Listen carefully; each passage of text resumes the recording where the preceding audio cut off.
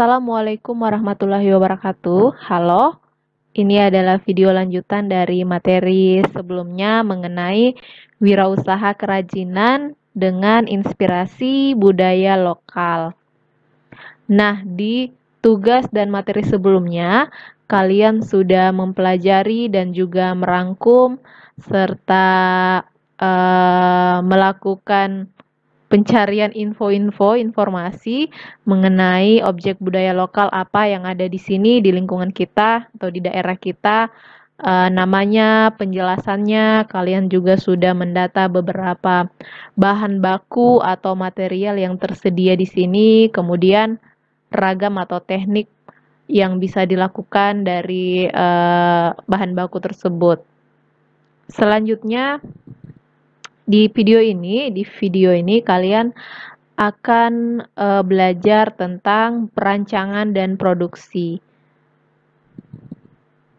Nah, seperti yang kalian tahu, kalau di akhir materi ini nanti kalian akan menghasilkan sebuah produk, sebuah hasil kerajinan yang terinspirasi dari objek budaya lokal, kemudian dikombinasikan dengan materi atau bahan baku yang ada di lingkungan kita, serta teknik yang mudah untuk dilakukan atau mudah dijangkau, alat-alatnya mudah dijangkau. Nah, ada beberapa tahapan dalam proses perancangan dan produksi kerajinan. Yang pertama, tentu saja adalah pencarian ide produk. Nah, kalian secara tidak langsung sudah mulai mencari dari tugas sebelumnya itu sudah mulai mengklasifikasi budaya-budaya lokal apa saja yang ada di sini. Nah, selanjutnya kalian harus mulai memikirkan kira-kira produk apa yang akan kalian lakukan. Nah, di video awal tadi kalian kan sudah melihat banyak sekali, tidak banyak ya, beberapa contoh produk dari hasil kerajinan yang terinspirasi dari budaya lokal. Nah, dalam pencarian ide produk, ada beberapa poin penting yang harus kalian pertimbangkan. Yang pertama, objek budaya lokal apa yang menjadi inspirasi? Mungkin kalian akan memikirkan ada yang mau mengambil tentang objek budaya lokal yang terinspirasi dari pakaian adat atau dari musik, alat musik, dari senjata tradisional, atau dari rumah adat dan lain-lain. Nah, ini objeknya. Kemudian jenis produk apa yang akan dibuat. Nah, ini juga silakan kalian tentukan. Apakah mau membuat gantungan kunci? Apakah mau membuat vas bunga misalnya? Apakah mau membuat keranjang dan lain-lain? Siapa yang akan menggunakan produk tersebut? Nah, ini juga wajib untuk dipikirkan. Nah, siapa ini maksudnya targetnya nanti kalau produknya ini jadi siapa? Apakah produknya nanti targetnya semua kalangan? Apakah produknya nanti digunakan hanya khusus ibu-ibu saja, wanita? Nah, itu juga penting.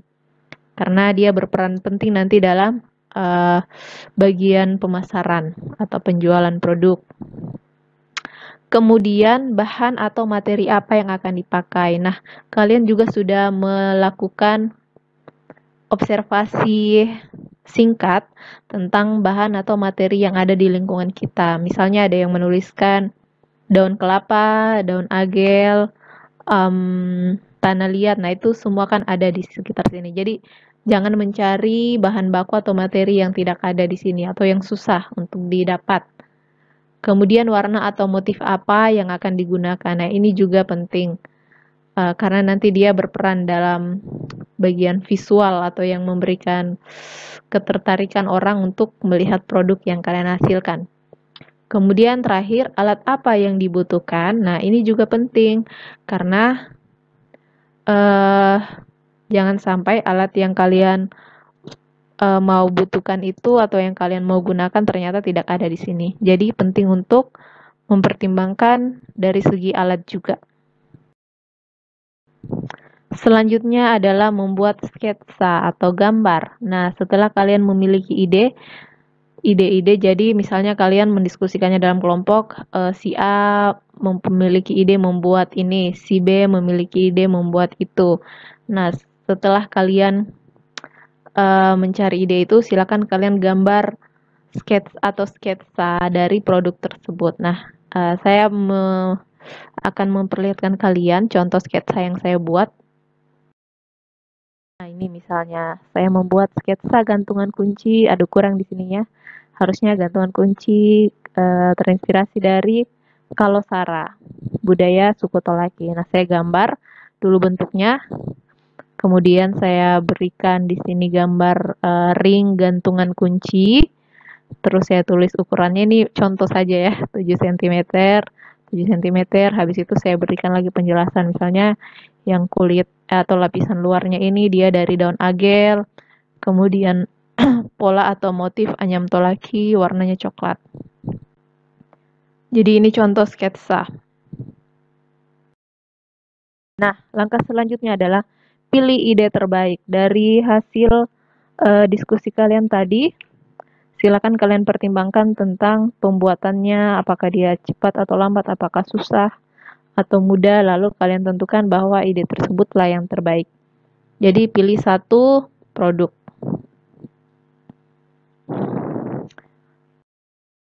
Kemudian,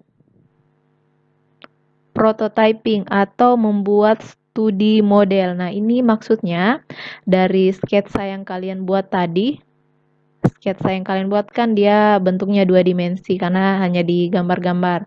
Nah, kalian buatlah prototipenya menjadi hasil karya 3 dimensi. Jadi kalian membuat satu model dari hasil sketsanya kalian, terus model tersebutlah yang akan menjadi diskusi berikutnya. Misalnya, oh ternyata pembuatannya memakai bahan baku ini gampang.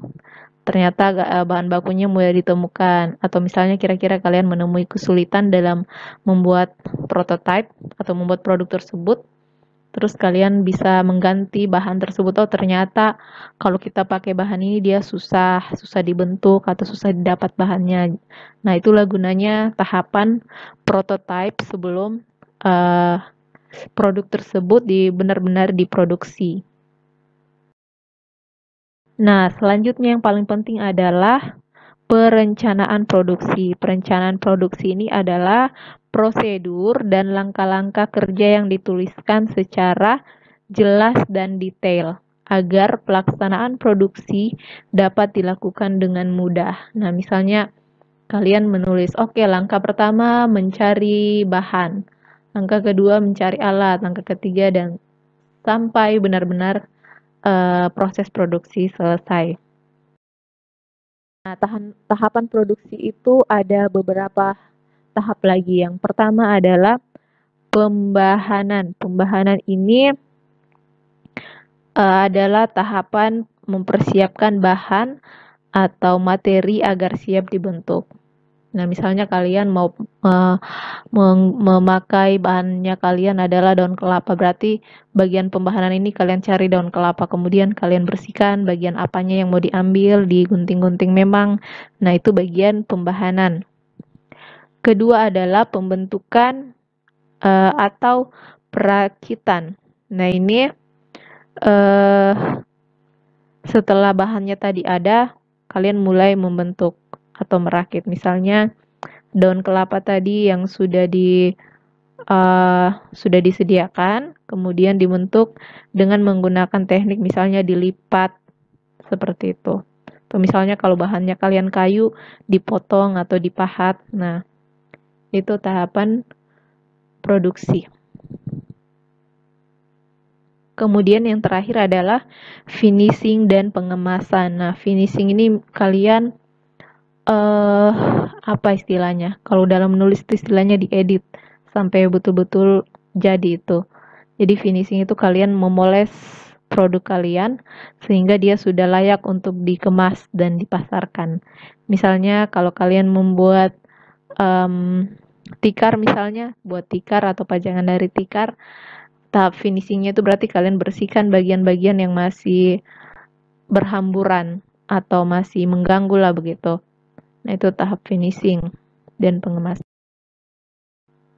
Oke, itulah tadi pembahasan tentang perancangan dan produksi. Selanjutnya ini ada tugas lagi. Silakan kalian masih dengan kelompok kalian mengerjakan tugas ini. Jadi semua tugas ini sudah saya jelaskan di penjelasan tadi. Silakan kalian diskusikan dan tulis. Nanti lembar kerjanya saya kirim di grup belajar. Baik, terima kasih. Sekian untuk video ini. Selamat mengerjakan tugas. Jika ada yang mau didiskusikan, silakan ditanyakan di grup atau bisa juga mungkin komen di video ini. Terima kasih. Wassalamualaikum warahmatullahi wabarakatuh.